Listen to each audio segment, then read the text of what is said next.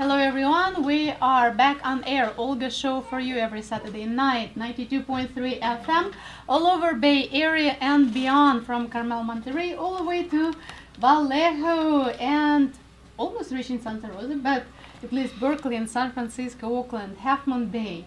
Hello Ritz-Carlton, they had very interesting conference, I miss, Connected Enterprise, perhaps next year. Augmented reality is one of the speakers we're going to have here. Metayo, he is marketing director, and we hope to see him here someday. And talking about conferences, we have a wonderful guest today. Hello Peter, how are you?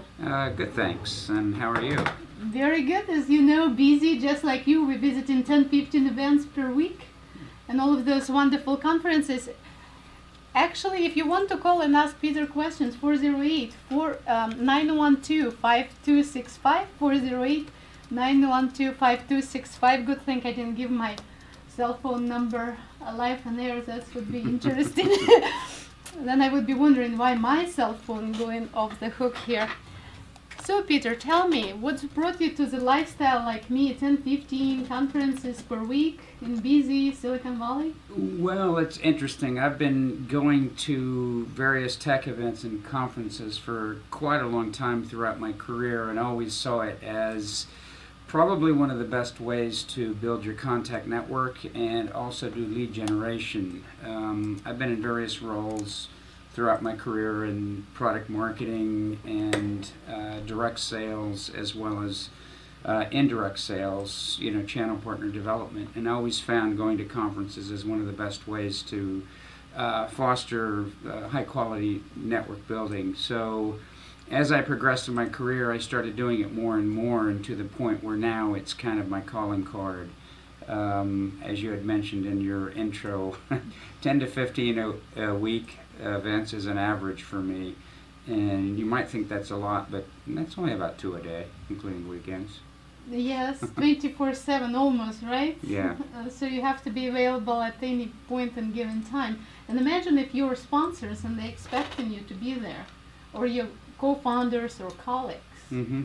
Then you definitely have to be there and find any possible excuse, no matter how interesting is that, you have to just go to another event. Yeah, well, the good thing about being in the heart of Silicon Valley, and there is never a shortage of events to go to of all type. And quite honestly, I miss way more than I actually get to attend. There are so many. It just seems to be ever new conferences coming on board, from all over the world. So it's a pretty interesting dynamic going on. Yes, and have you been born here in California, somewhere around? Or? No, I'm actually an outsider as well. No, I actually moved here back in, probably dating myself, but back in 1978. I was born and raised in Tulsa, Oklahoma, and kind of left there when I was 18 to come out here and go to school, and ended up getting a job with Hewlett-Packard kind of right out of the gate. Back then, now Google and Facebook and companies like that are the big signature go-to companies here, but back then Hewlett-Packard was the company to work for in the Bay Area, and I was fortunate to find an entry-level position there and ended up going to school, and that kind of provides a really nice foundation for the rest of my career. So Hewlett-Packard, are you in marketing or engineering field? I've always been more in the kind of on the marketing side, but I kind of started work actually on the manufacturing line in Hewlett-Packard, and then got into IT. Back then they called it EDP, for electronic data processing, but I worked in the data center for one of their computer divisions, and it was a great job to have while you're going to school, because it involved a lot of dead time, and I was able to study on the job. So was it like big data centers with humongous machines? Yeah. Back then, a big refrigerator disk drive was a whopping 125 megabytes. And they call it not big data; they call it like humongous data.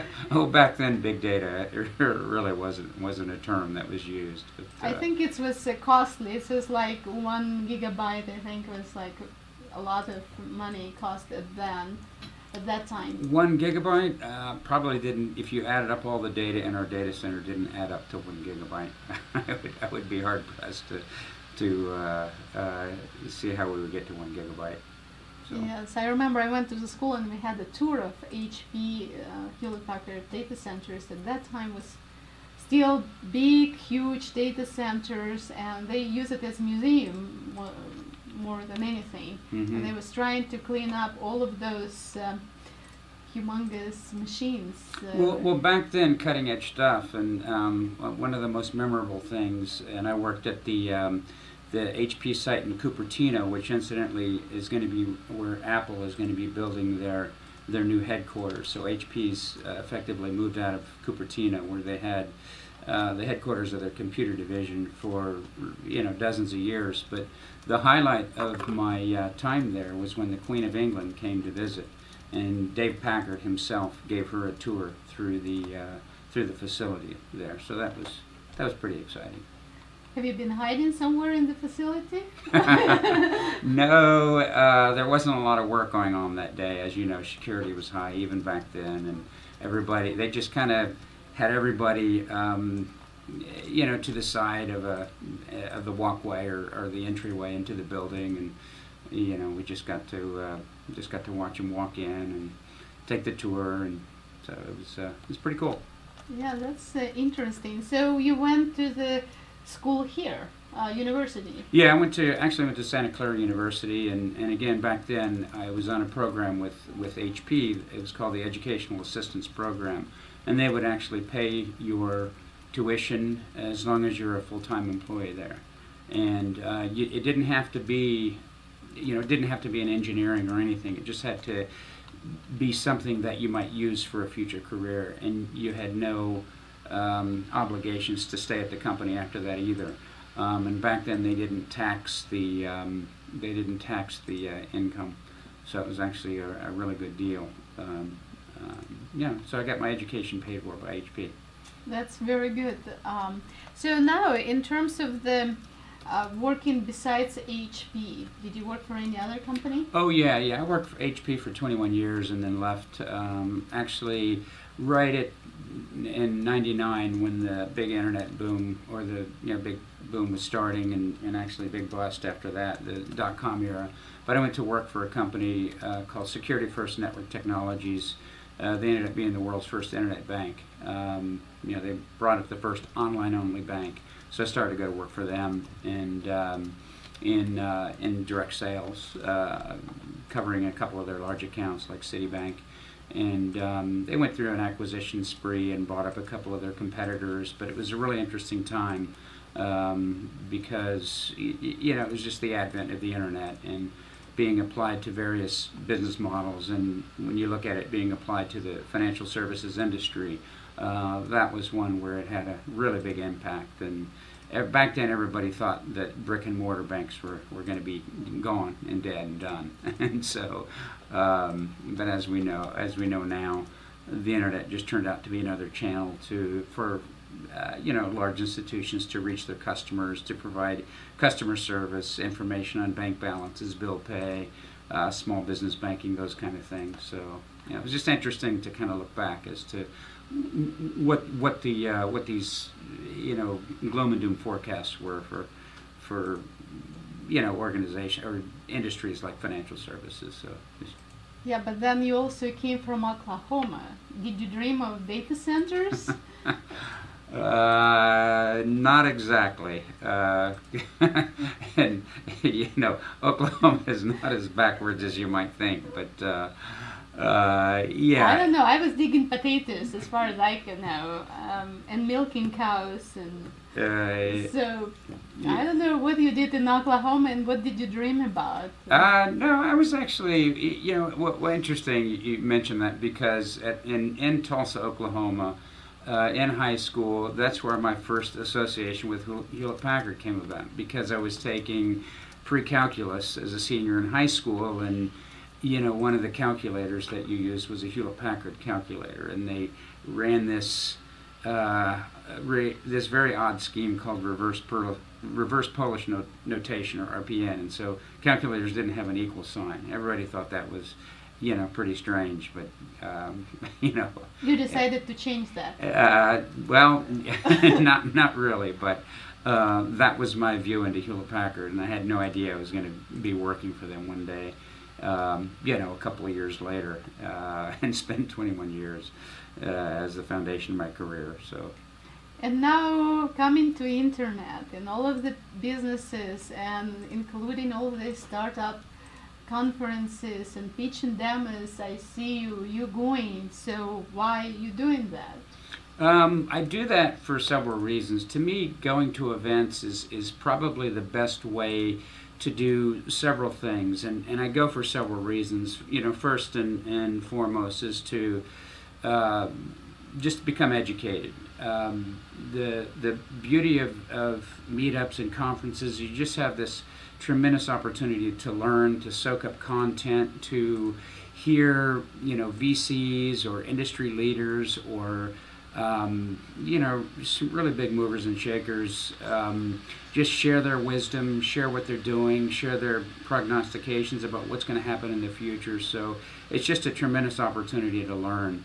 And there's just so much happening here in Silicon Valley, and it's not just tech, but there's biotech and there's green tech, which is kind of a little bit out of favor, but there's still concepts like sustainability. A lot of the most forward-thinking ideas are being developed here and moved into the mainstream. So there's just so many different opportunities to learn. The second thing is you have an opportunity to network with some of the brightest people in the world, some of the most ambitious, some of the most passionate. And one thing I really like is when you go into especially hackathons, there's just so much creative energy going on. It's really hard for me not to be infected by that, so I get inspired, I get enthusiastic, I get additional energy to just keep doing what I'm doing, because you might think going to this many events you get burned out after a while, you get energized actually. Yeah, it's pretty much the opposite for me. But the third main reason I go to events is for lead generation. I do business development work for a number of different types of companies. I like to position as more early stage startups who are kind of pre-funded, pre-Series A, because once they get Series A, they're ready to start building their professional sales teams or business development teams, and just to start building repeatable processes and things like that into their growth phase. But I like to help them kind of narrow down their strategy or their focus. If they might be all over the map in terms of what markets they want to go after, or what types of customers they want to go after. So I'll kind of help narrow that and bring some of their first customers and partners on board. And so I use this as an opportunity. I use events as an opportunity to become aware of a lot of new companies and meet a lot of new people who are and they bounce their ideas off me, and I'll give them my 2 cents worth, which sometimes might be all it's worth, but sometimes it's not. Another thing I do is a lot of entrepreneurs coming from other countries.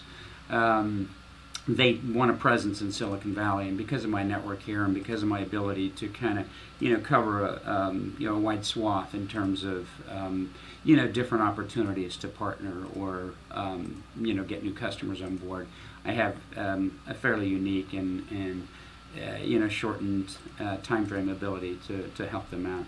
In fact, I'm helping a Tel Aviv company right now, and have been for the past 10 months now. Get a presence here in Silicon Valley in the event space. Do you learn their language and culture, or you just like? That's an interesting question, because I do happen to work with a number of different entrepreneurs from all walks of life, from all over the world, from India to Lithuania, to Ukraine, to Eastern Europe, to South America, Southeast, Northeast Asia, just literally all over the map. Even some African countries, Ghana, Kenya, etc. So, but one thing I find is the common thread that kind of binds us all is, this notion that we want to change the world, or we want to really make a big impact on what we're doing. And so again, that common thread just kind of binds us.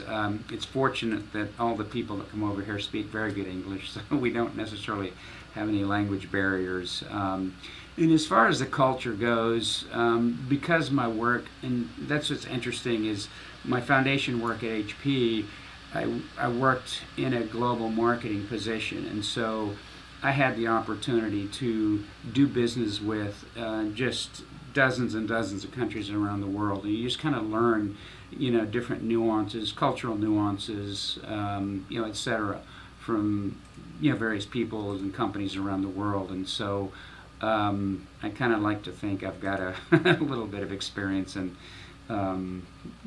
just the ability to kind of, bond at the levels that we need to. And now being in diverse community here in Silicon Valley, I guess that's also helped you to be a multicultural person, knowledgeable. I guess multicultural, whatever that means. Or at least accepting all this multicultural diversity. Yeah, but I think I find that just basic values will carry you through. Respect, trust, integrity, all those kinds of things will carry you a long way. A lot of people, they come here, they're taking chances, and and they've put everything they have into coming over here. And it's not easy to come to this country, with all the the immigration hurdles that our government poses. But so I do what I can. Whenever I've traveled around the world, I've always noticed that wherever I went, no matter where it was, the people over there were extremely hospitable toward me. They would open their homes, they would welcome me in, and I was just blown away by that, because the United States is not that way at all.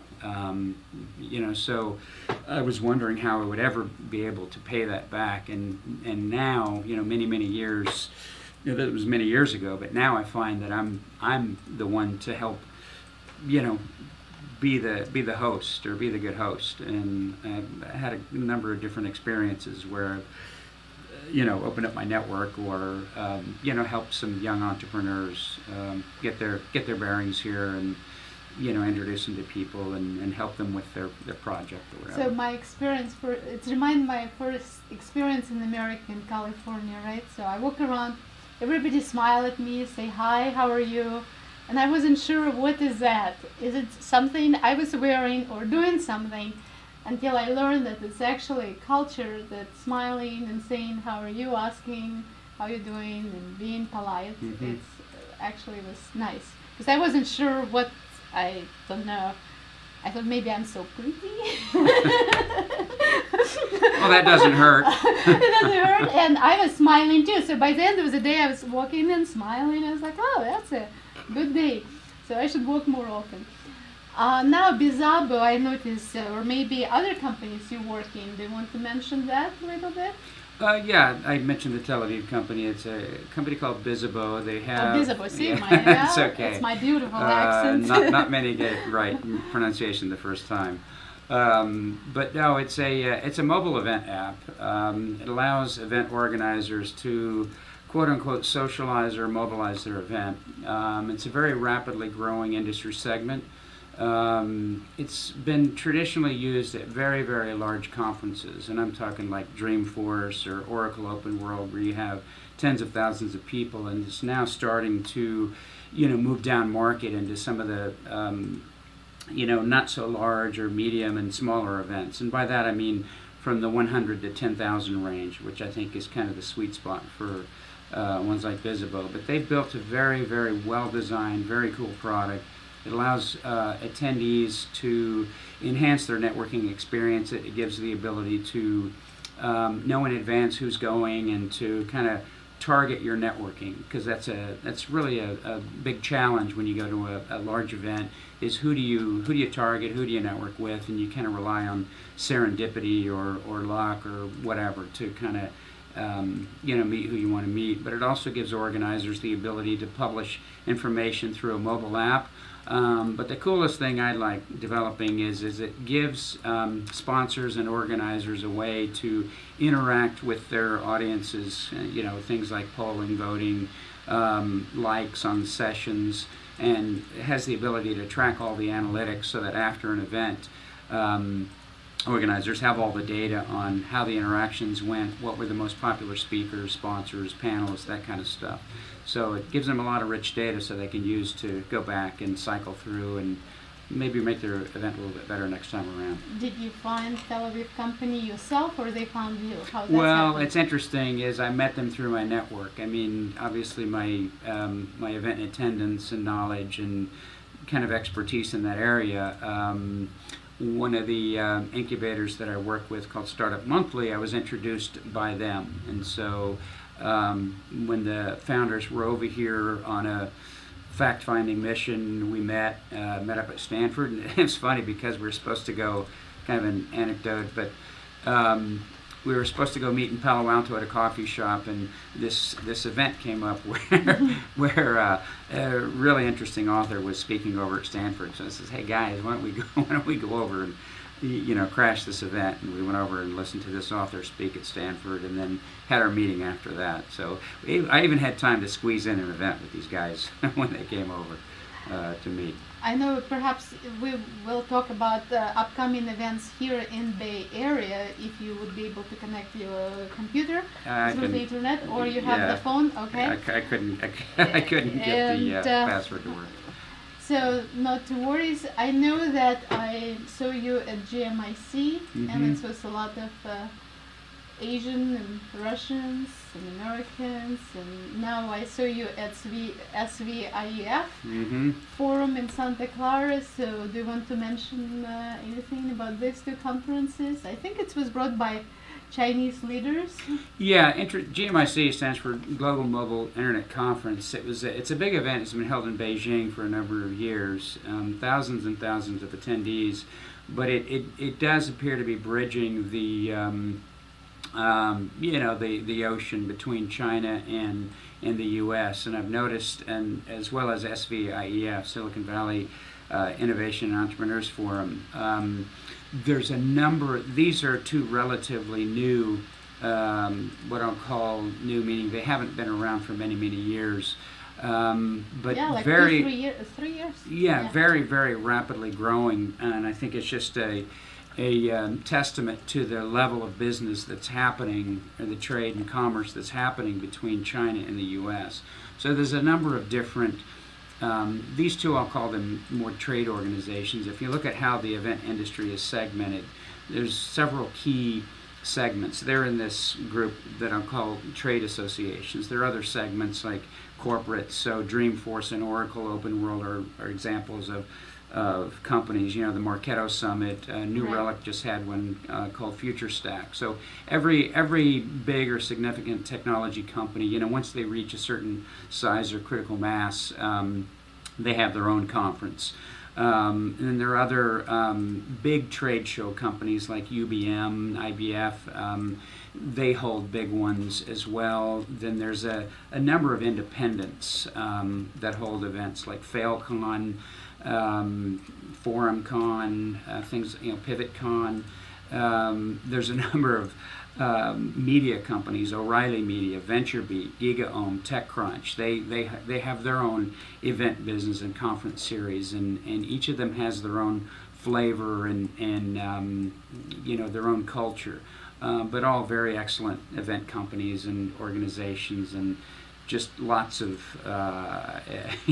aspects to them. And one of the ones I like the best is VentureBeat, TechCrunch, etc. They highlight startup companies, so they have these startup alleys or startup competitions, and so they can be very very good ways for startups to kind of test the waters with their new stuff, and if they win an award, best of show or best of category, they can help put them on the map and provide a big boost to their growth and awareness. So in upcoming month, November, which conferences you would like our listeners and viewers to pay attention to? Well, again, there's a lot, and really a lot depends on what. I'm looking at an event email that I send out monthly to a select audience. Venture Beat is holding one of their signature events. It's their first ever Dev Beat, so it's all about developers. Telecom Council in Silicon Valley has a couple of executive forums, one they call Over the Top. Let's see, Dreamforce, so Salesforce Annual, that's pretty much the granddaddy of all corporate events. I think last year they had something like 70,000. 500 Startups, which is one of the most significant incubators here in the in Mountain View. Yeah, in the Mountain View area. They have a conference called Warm Gun, and their theme is design. So that's really targeting designers. So there's just always a great mix of events happening, and you know, the one problem I think that people have is just how to find these events. There's no one real good discovery engine to find all these kinds of things. But there are some newsletters that I would suggest. One, Startup Digest. They were just recently merged into the Startup Weekend community, which is probably the biggest hacker or hackathon community in the world. Web Wallflower, it's a friend, Cass Phillip, she has a newsletter that she publishes certain signature events. So these are just kind of the highlights that I would suggest people get onto. And well, we have actually a few seconds before our end of our meeting with you, but I know we will try to meet with you probably in the beginning of December, so you know highlights besides Christmas and Happy New Year. Well, tell one wish to our, what you will let our listeners and viewers. One wish? Yeah, or what you wish them for. I wish everybody's dreams to come true, because there's a lot of dreams in new entrepreneurs coming into the Valley, and I'd just love to see them all succeed. Unfortunately, a lot of them won't, but you know, just keep trying. There's always success at the end of the road. And that was Peter Millen with us, and it was first introduction to our bigger audience here. And you're gonna see his interview on Ustream under Olga Show, and also on YouTube under Olga Show. That besides you were able to see him today and listen to him at 92.3 FM. Thank you for listening to Okay, so I'm like